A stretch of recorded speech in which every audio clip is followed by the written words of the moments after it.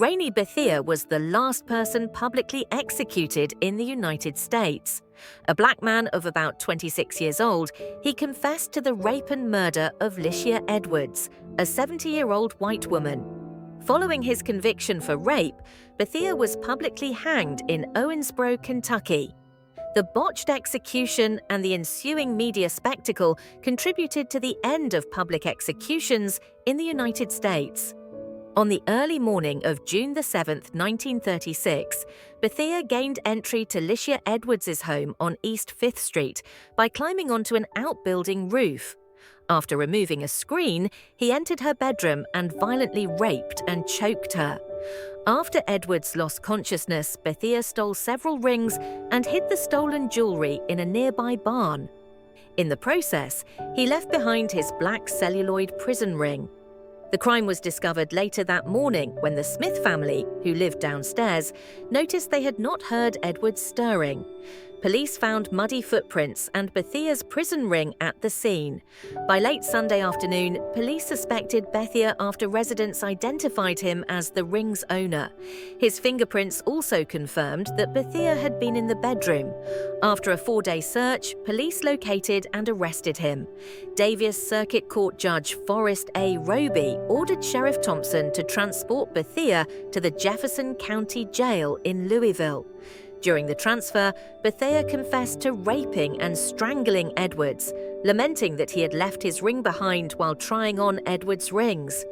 On June 12, 1936, Bethea confessed again and revealed the location of the stolen jewelry.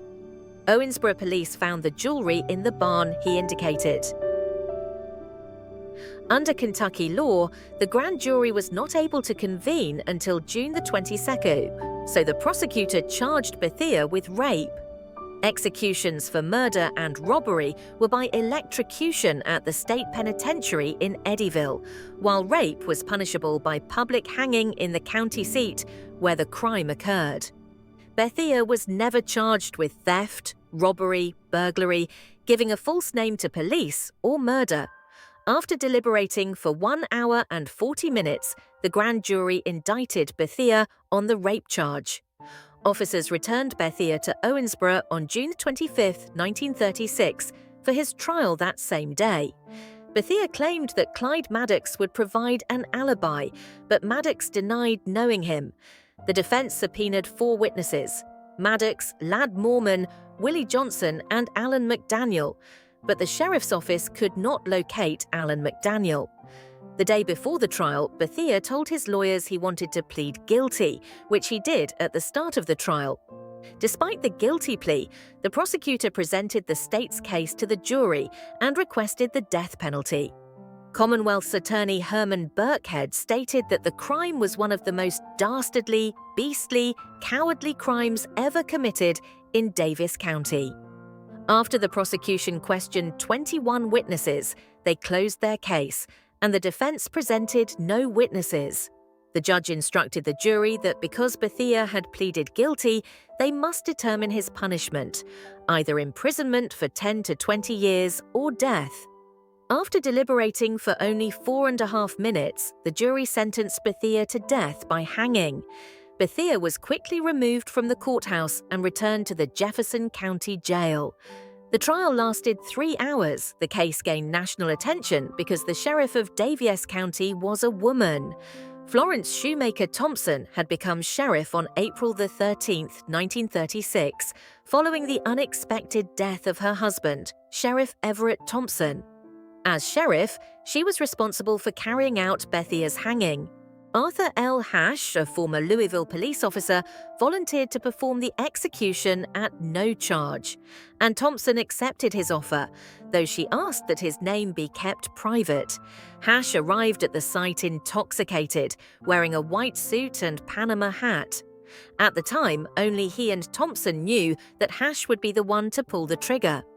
On August 6, 1936, Kentucky Governor Albert Chandler signed Bethea's execution warrant, setting the execution for sunrise on August 14th. However, Thompson requested a revision to the death warrant, as the original specified that the hanging would take place in the courthouse yard. where the county had recently invested in new shrubs and flowers.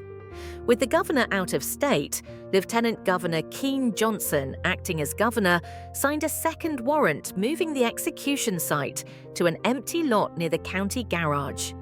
For his last meal on August 13th, Bethea requested fried chicken, pork chops, mashed potatoes, pickled cucumbers, cornbread, lemon pie and ice cream, which he ate at 4:00 p.m. in Louisville.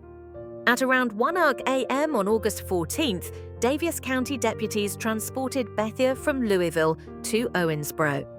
Upon arrival at the Daviess County Jail, professional hangman Phil Hanna of Epworth, Illinois, visited Bethea to instruct him to stand on the X that would be marked on the trapdoor.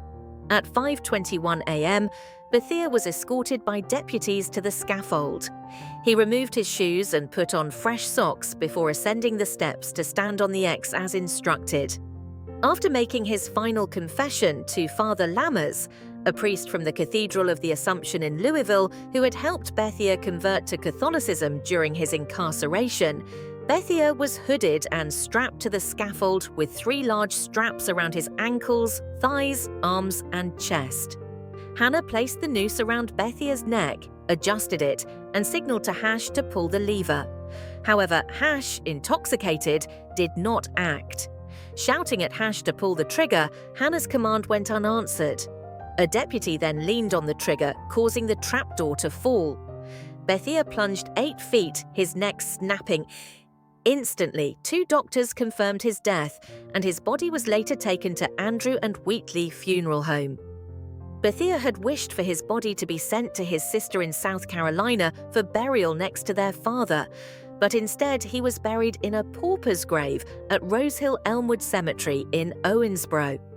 An estimated 20,000 people gathered to witness the execution, and afterward, Hanna expressed his dismay at Hash's drunken state, calling it the worst display he had witnessed in his 70 executions.